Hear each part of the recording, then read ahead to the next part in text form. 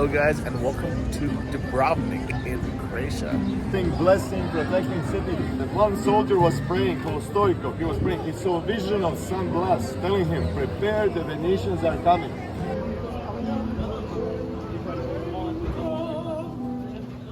This one is pistachios. Alright guys, good morning. It's that time again. Got my bag all packed up and I'm on my way to my next destination. But I will say that my 2 nights in Mostar were amazing. I really liked it here. Definitely the infrastructure is not very good because it is Bosnia and Herzegovina, actually in the Herzegovina part. But it almost didn't matter because it's such a small town. You just walk everywhere. So it didn't matter. There's no Uber or easy taxis. But here I am at the bus station to somewhere that's the exact opposite. This is somewhere I was supposed to go 2 weeks ago, but before my side trip into Bosnia, I'm going to Dubrovnik, the Game of Thrones mega location place. So now I have to find which is my bus and hope that this really is a 3-hour journey and not 7 like last time. So my bus is scheduled at 10:15 and it's supposed to arrive at 1:15, so just 3 hours or 1:30. But because we do have to cross the border into Croatia again from Bosnia, hopefully we'll get there before 2. We'll see. Alright guys, so the bus is supposed to leave in 15 minutes, but I don't see it here yet. I'm a little bit worried because they're normally here already, but we'll see what happens. I checked. If we're driving by car, it's technically only 2.5 hours to get there, but the bus is supposed to take 3.5. So hopefully we'll get there before 1:30 or 2, but we'll see what happens. Here we go, guys. Dubrovnik, just in time. You have to print the freaking ticket because it's 1995 in Bosnia. Printed, but okay. This one was like mobile ticket fine. Okay. You said? Yeah, I said it. So many people that are running to print it as well. So you need it printed? Yeah. Welcome to 1995. But honestly, how could they there, it says no. It says mobile ticket fine. Yeah. Johnny. Yeah, that's right. There's 2 more girls though, so they don't have to wait. There's 2 more girls waiting, yeah. They're running here. That's right. The guy was nice to you. Yeah. You made it, don't worry. It's okay. You made it. You made it. It's okay. So finally leaving Mostar here. On our way, hopefully, to Dubrovnik. Alright, so we just got the bus to stamp out of Bosnia, and we have to stamp in now to Croatia. So while we were waiting in line, I noticed there's some kittens. How cute are these guys?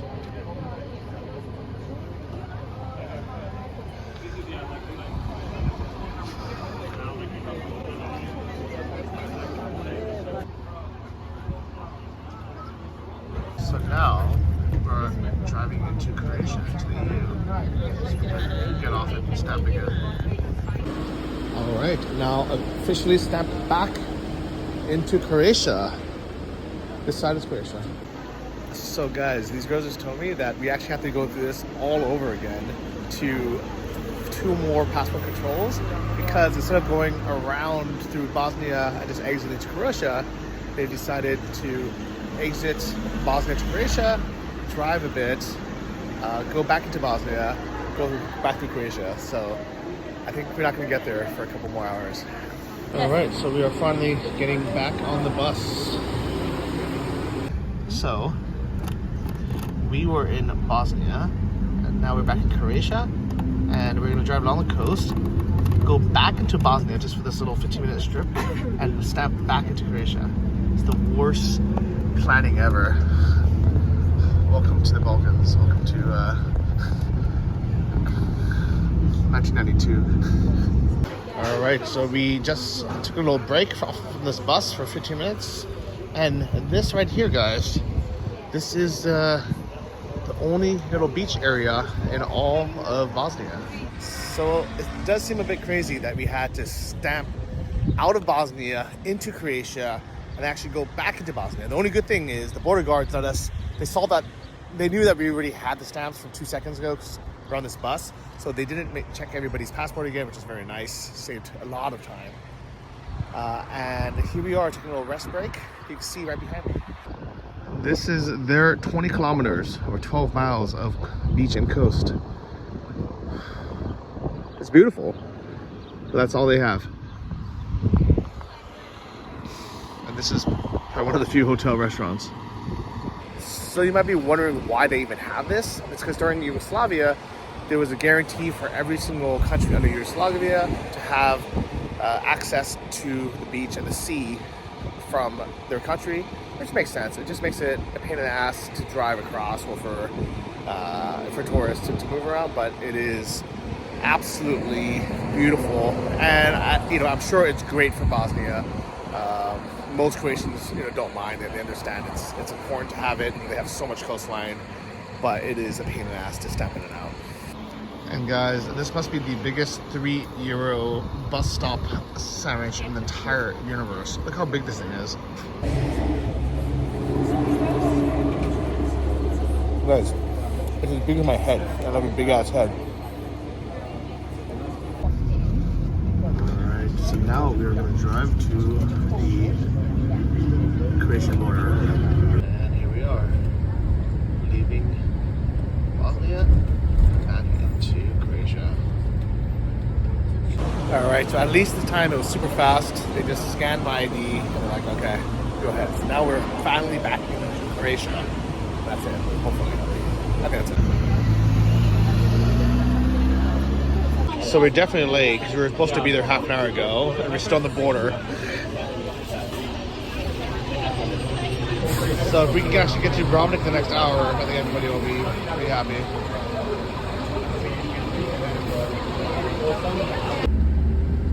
Alright, so now we are going to Dubrovnik. Here are some local fishing techniques.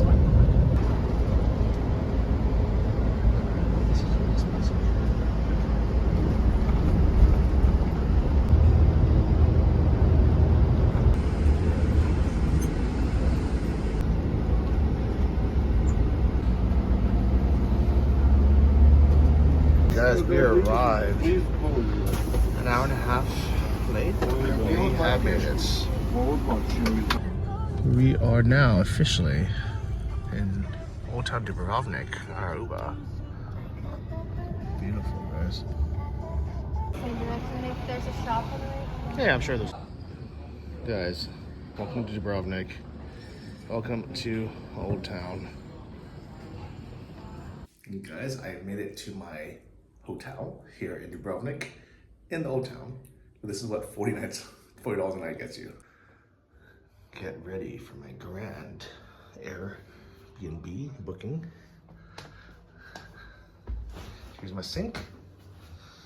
Here's my bed. This is my room.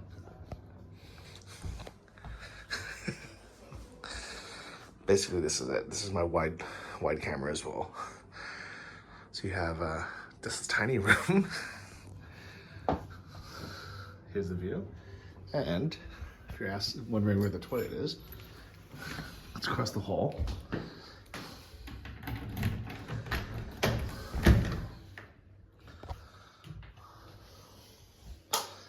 Here is my private, luxurious bathroom. So Aroma and Gianni are the two famous Jalo places in Dubrovnik. I'm gonna take the pistachio. Got my nice cone. And this one is pistachio, guys.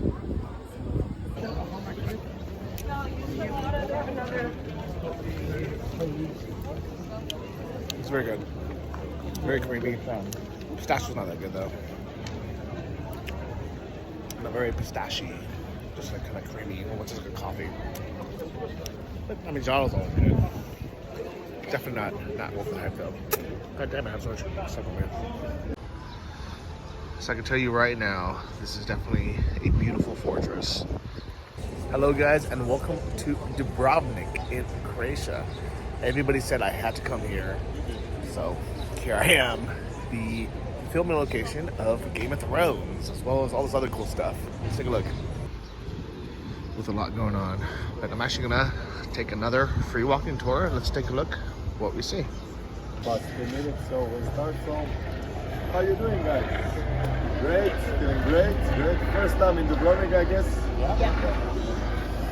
Sure, you'll have a great time. You have already great weather, right? I'll try to explain the city a little bit inside of the city walls, which are really much the most important parts.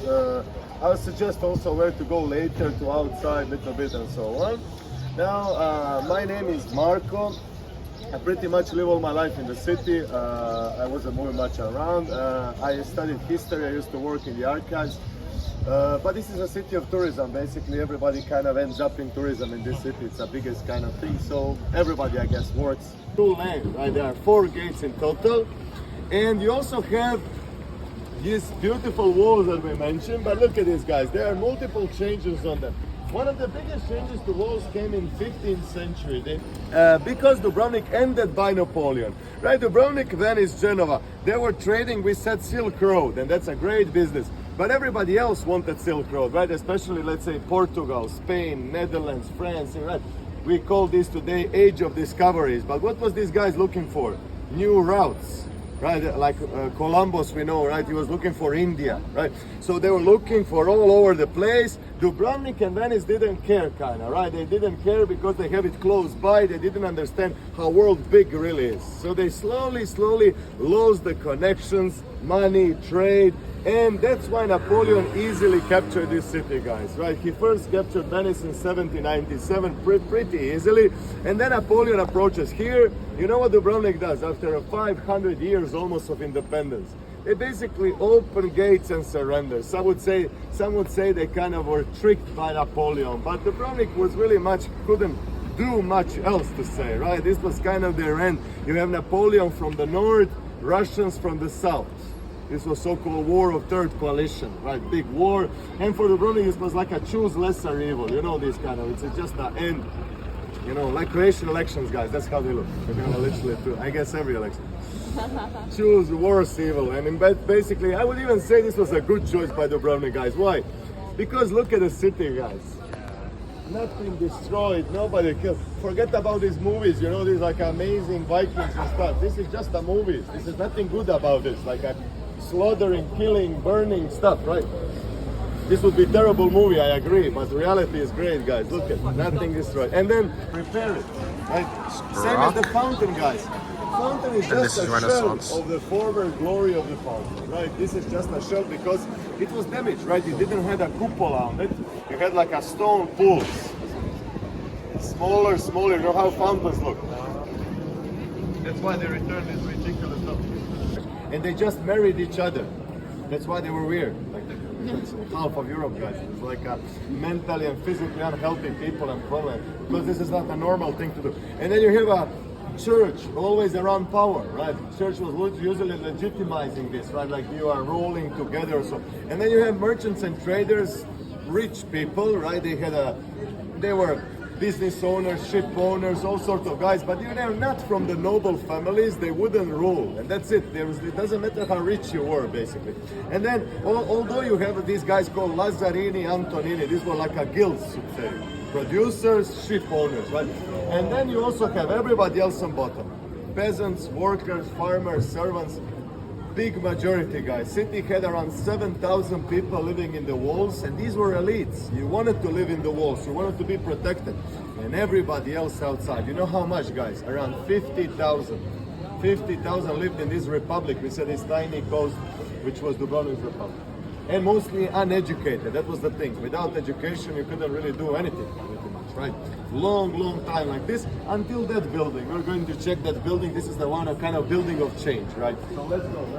This is a government-run institution, right? Not run by church, which was common. So government paid the money. And then a few decades later, they opened Domus Christi. Just around the corner, this was elderly care and hospital, hospici hospital from that time. for everybody, for regular people. So you see, first children, then elderly, and then everybody else slowly, right? But it needed time, right? It's a long time. This is a Catholic city, and this was a thing in that time, guys. They didn't allow other religions, only Catholic. And then when Republic ended, in 1877, a few decades later, they opened first Orthodox Church, and then mosque in the next street on the right. Also a few decades later. So you see, they opened for new religions. Orthodox, Muslim, so on. Eventually, now Dubrovnik only allow one religion, Jewish communities. But in a really specific street called Judioska Street. These are mostly Sephardic Jewish communities.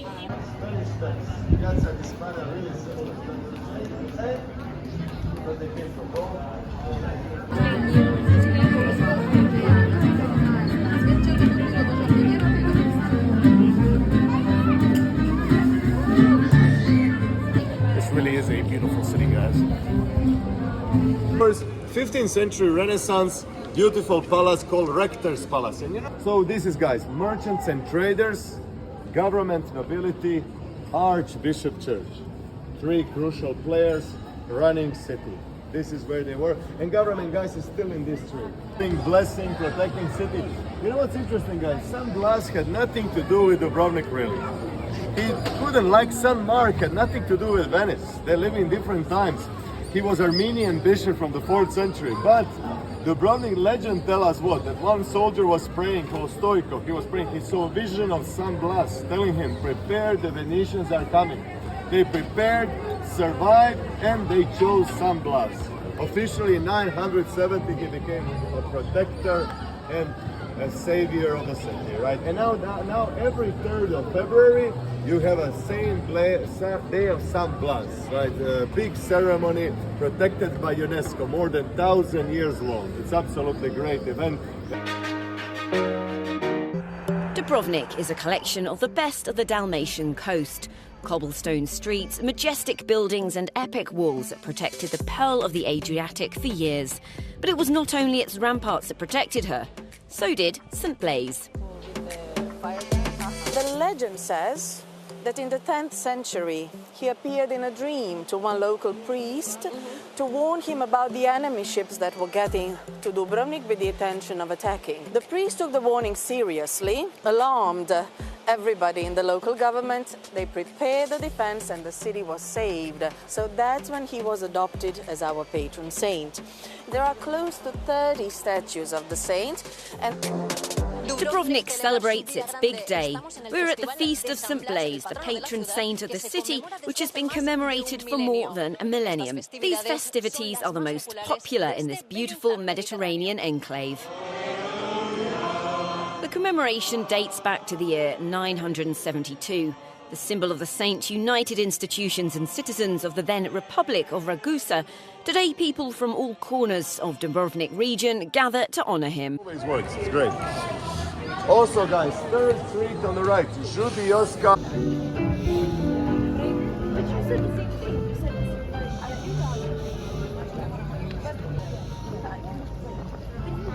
Happening here, guys, all the business, all their trade, everything. And most importantly, shipbuilding, guys. This was important, to build ships, right? And this was their business.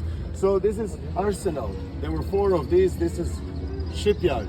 How to understand, guys? There was no walking around. So wherever you see people walking all over the place, was built later, right? You couldn't land you could not walk in the port. So water was deep inside of these arches, right? Deep inside where ships was built on the planks. And you'll cut the planks, exit out with the ship and build upper parts like a mast. So, right, constantly shipbuilding, right? And you know what, guys, also port was really well defended. But biggest of all was what? Plagues and pandemics. Same as what bothers us, guys. Bothers everybody, right? So what do? Well, they build sewage. This was definitely helpful. They bring cats, of course, that's a bit helpful. But biggest of all, protection was separation, isolation and quarantine, right?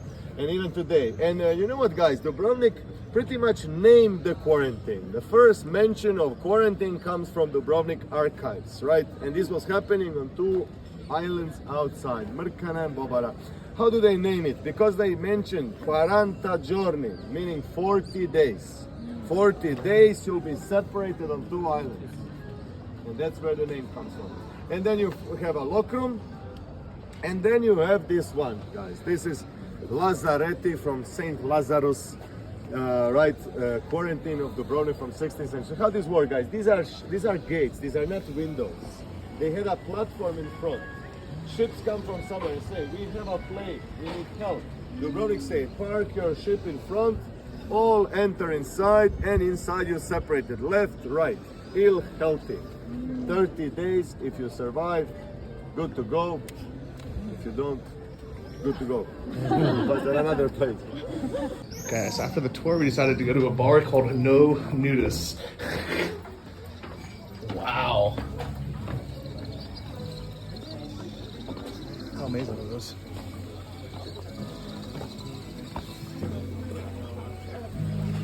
How incredible is this, guys?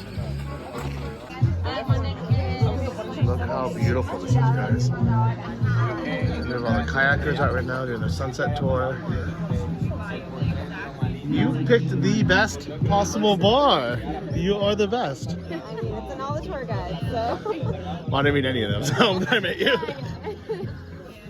But this is a cool spot, guys. What's it called?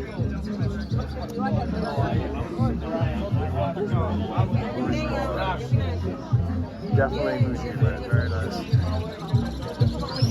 Cheers to Dubrovnik. And the best view ever. Too small. Here's a pirate ship.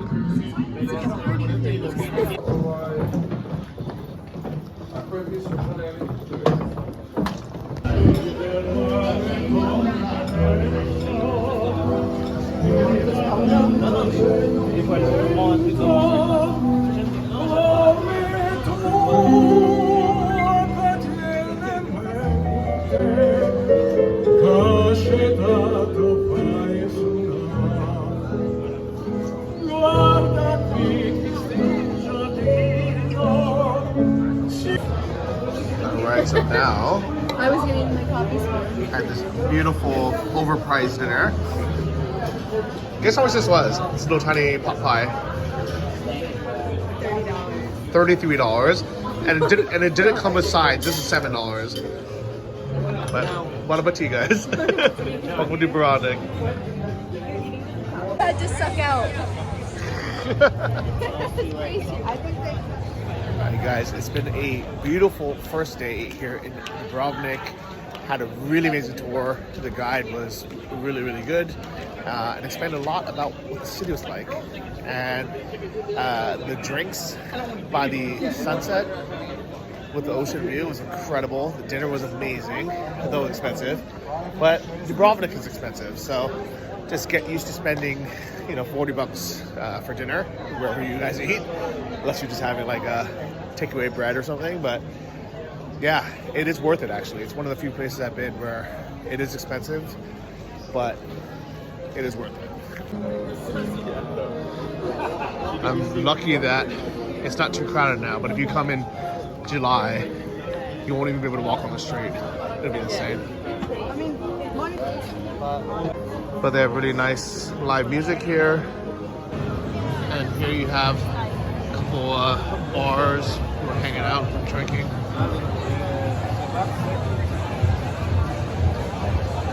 And you have this beautiful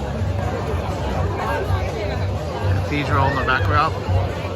Yeah, really, really nice. Beautiful spot.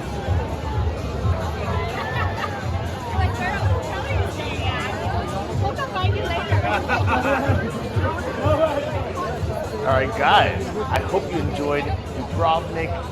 Big thank you guys as well for everyone who has donated to the GoFundMe. I haven't given you an update in a while because sometimes the things that we work on are bigger projects that just take a little bit more time. So about 1 month ago, we decided, you know what? We've now fed a lot of families. There's supply lines now going, to Irpin, Bucha. We started helping the pets that were still stuck in Ukraine. What else can we really help with? We have money left over from this huge fund. I started messaging pretty much everyone I've ever met in Ukraine, in person. And unfortunately, I can't help random people who just messaged me on Instagram saying, hey, I need money, or I know someone who needs money because I can't vet it because I don't know where it's going. I need to vet it. So I asked Cynthia and Vadim, who have been helping so much with the pets and with the, the families, people in Urban Bucha, and I said, what else can we, who else really needs some help that you know in person that you trust? And she said, there's these combat medics on the front line who are risking their lives every day, basically going into the front, pulling out wounded Ukrainian soldiers to give them life support. When she put me in touch with Brandon, he said, we don't have helmets and we don't have proper, body armor for shrapnel and bullets. If anybody wants to support us by just following us on Instagram, I'd be really grateful. And Johnny's agreed to help. Bonan is a really great guy with really good intention, and so if you can help him, like he's helping here. And I was like, that sucks. Why doesn't the military supply it? And they said, it's just, we were volunteers. It's complicated. I decided, let me share this with my Instagram audience. If you haven't followed me yet, it's at JohnnyFDJ.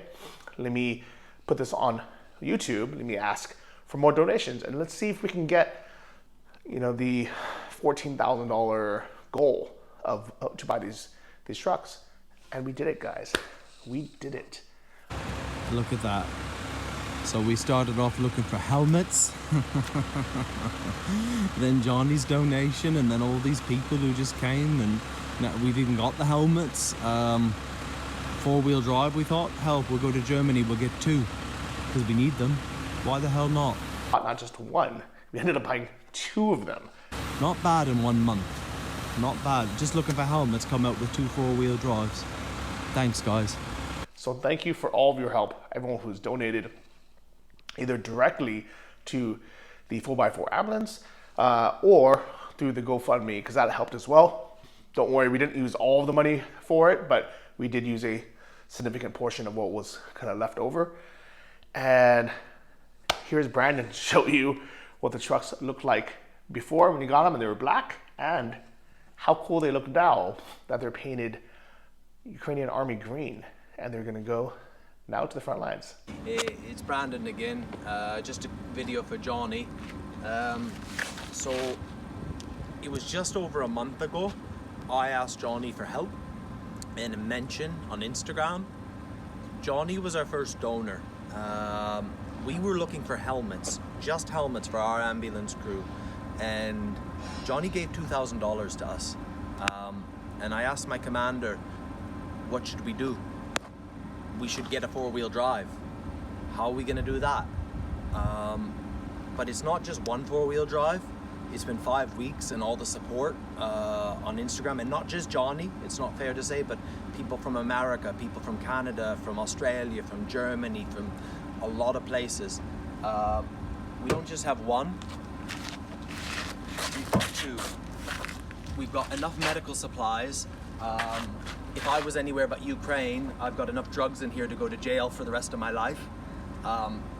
But they're all going to where they need to go. This one is getting donated, this Mitsubishi Pajero, directly to Hospitaliers Medical Battalion. And this will be my team's personal vehicle within Hospitaliers. And I will be driving this mostly, hopefully. I don't know when this Johnny will get this out.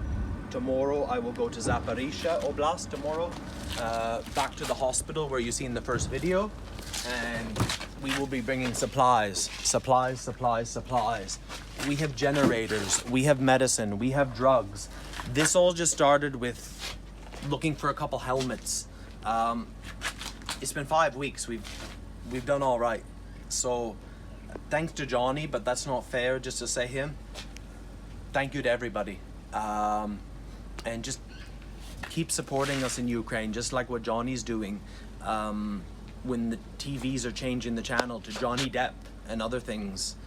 Yeah, don't forget. Thank you.